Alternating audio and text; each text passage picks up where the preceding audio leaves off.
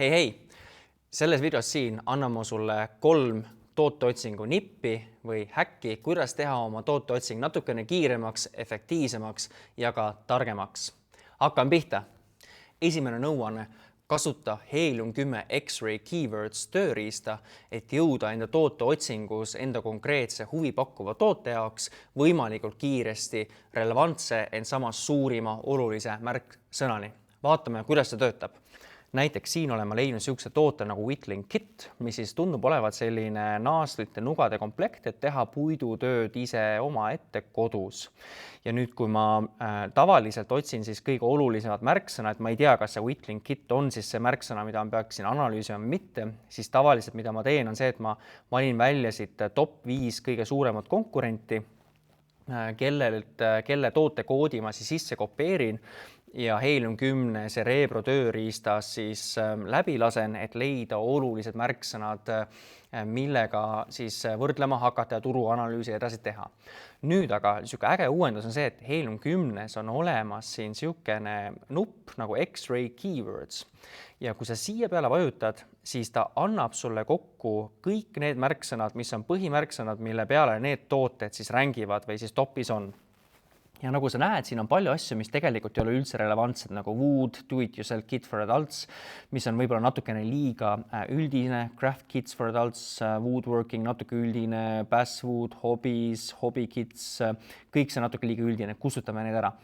Aga mida rohkem ma siit edasi vaatan, siis ma näen seda, et näiteks Whittling Kit on siin otsinguga 2313, aga sõna Wood Carving Kit, Wood Carving Tools, Wood Carving Knife, mis on kõik väga relevantsed sõnad selle toote vastele, on 8690 ja kõige suuremad otsingud on ja relevantsed.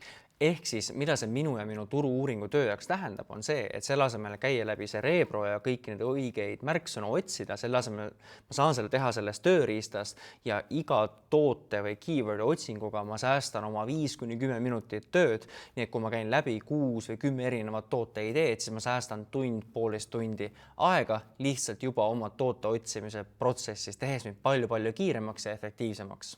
Teine nõuanne on see, et otsi teadlikult oma tooteotsingus sellised tooteid, mille review score on vahemikus 4,1, 4,2, 4,3. Sa saad seda teha Helium 10 Blackboxi kaudu või käsitsi.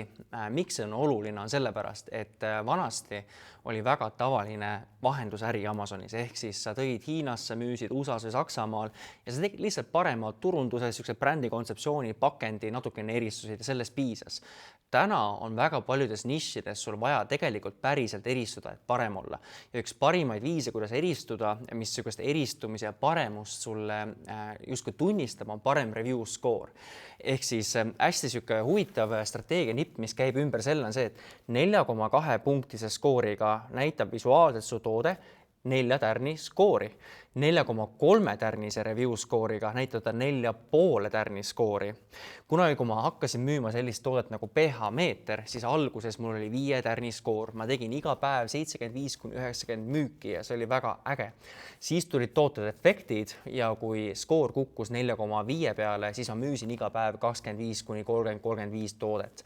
Kui see toote skoor kukkus 4,0 peale, siis ma müüsin iga päev 5–7 toodet. Ehk siis kokkuvõttes see 1 punkt oli reaalselt 10-kordne vahe müügis, isegi rohkem sellest on.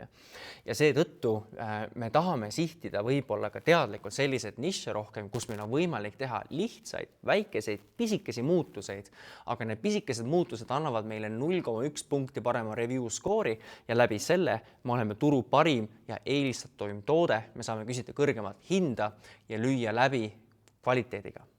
Siin on siis üks näide sellisest tootest nagu Suspenders for Dog Diapers. Ja kui me seda toodet vaatame, siis see on nüüd üks niisugune näide, mis on natukene ohtlik näide on.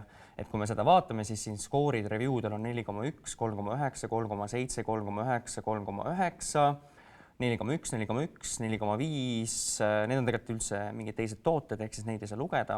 4,3 esimene toode, kes tegi päris ikka 4,3 on, aga see võib aja jooksuga tegelikult muutuda ühe review'ga. 4,1, 4,2, 4,1, 3,5. Sellise toodete või sellise pildi, selline miinus või viga on see, et jah, et ühelt poolt review score'id on madalad ja seal võiks olla tootearenduslik võimalus, aga seal võib olla ka väga konkreetne põhjus, miks see review score on madalam. Et kas on mingi tootmise eripära või seal ongi süstemaatiline niisugune defekt sees, mingi kala on seal sees, on ju. Nüüd sellist probleemi lahendada pigem tõenäoliselt on raske või kui sul on olemas eelnev ekspertiis või siis sa oled valmis panema sinna sisse palju aega, energiat, et see nagu pähkel ära lahendada, siis see võiks olla potentsiaalne toode. Aga üldiselt sellist pilti pigem nagu ei vaataks.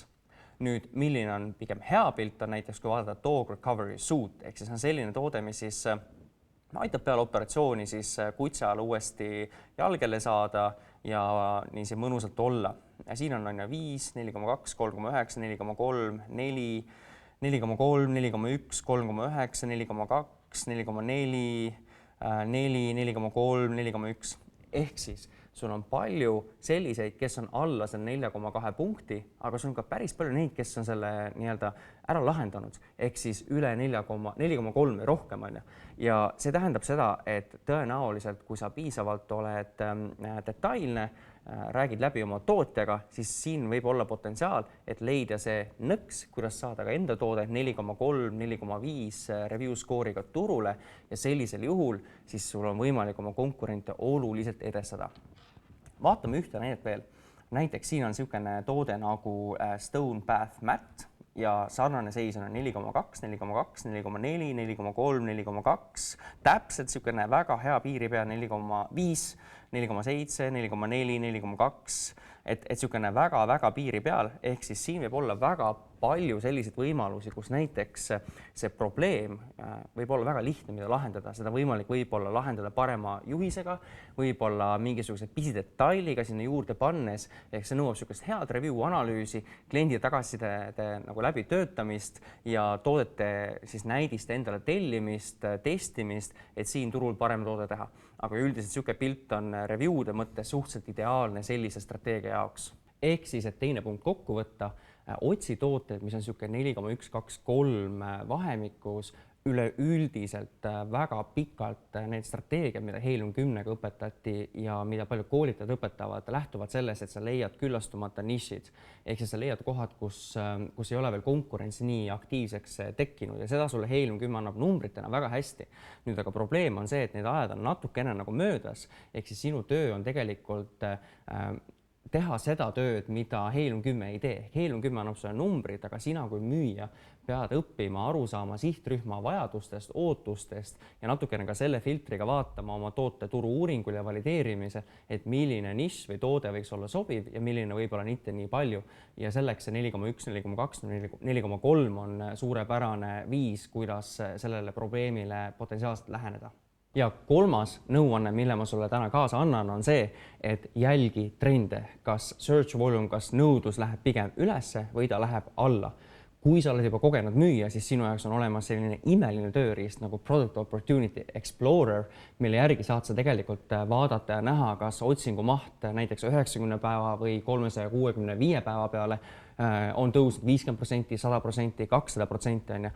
Et meie meeskonna üks peamisi kriteeriumi, mille järgi me turge valime, on see, et see search volume aasta jooksul oleks tõusnud 50–100% vähemalt. Ehk siis, et turg tõuseb kogu aeg ülesse poole. Nüüd, kui seda alustaja ja sinul ei ole selliseid tööriistu veel, et need tulevad brand registriga kaasa, kui sa juba Amazoni müüja oled, siis on teine niisugune väike nipp, kuidas seda teha. Ehk siis oma toote otsingus, näiteks siin samas Dog Recovery Suit, Helium 10-s, klikka siin search volume'i selle graafiku peale ja siin saad sa näha siis ühe aasta trendi, mis on selgelt alla minev trend, on ju. Et kuigi ta pikema aja peale on niisugune keskmine, siis ühe aasta peale sa näed, et see trend on selgelt alla minemas ja siia turule me päris kindlasti minna ei taha. Nüüd vastupidi, Stone Bath Matte, kui me seda turgu vaatame, siis me näeme siin, et ühe aasta peale on tulnud justkui tõus, suured künkad, ei oska nagu midagi öelda, aga nüüd kui me vaatame all time'i, siis me näeme, et tegelikult võrreldes näiteks 2 aastat tagasi on otsingu maht tõusnud 500 pealt siin 6000 peale. Ehk siis see turg on tärganud, see turg on elujõuline ja see on täpselt see koht, kuhu me tahame enda jalaga vahele saada ja konkurentsi sisse ennast süüa. Need olid minu 3 ideed sulle, kuidas teha oma tooteotsing natukene kiiremaks, efektiivsemaks ja pädevamaks, paremaks. Kui sul sellise teema vastu on huvi, siis meie Amazoni koolitusel me räägime tegelikult kokku 19 erinevast kriteeriumist, mida me enda meeskonna sees ka vaatame, selleks, et võimalikult palju minimeerida riske ja et meil oleks võimalikult suur edutõenäosus juba esimese tootega turule tulles. Kui sulle meeldib selline sisu, kui sulle meeldivad sellised videod, sulle meeldib Amazon, siis pane like, pane subscribe, näita meile, et sind see paelub, sind see huvitab ja annab meile ka motivatsiooni, et teha rohkem sellist tüüpi videosid. Näeme järgmises videos. Tšau!